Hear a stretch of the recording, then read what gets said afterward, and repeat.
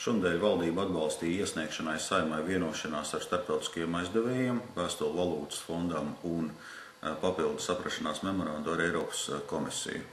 Tāpat šonadēļ attiecīgie dokumenti un Saeimas lēmuma projekts par atbalstu starptautiskā aizdevuma programmai tika atbalstīti budžeta komisijā, un šonadēļ ceturtdien ir paredzēts balsojums plenārsēdē.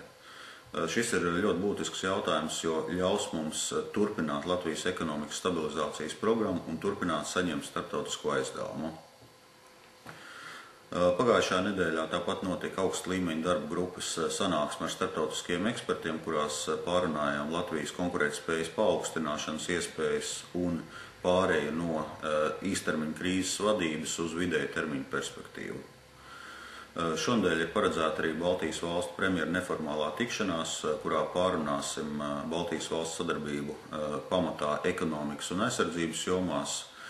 No savas puses šīs tikšanās laikā aktualizēšu jautājumu par nodokļu politikas koordināciju un uzņēmējdarbības vides saskaņošanu.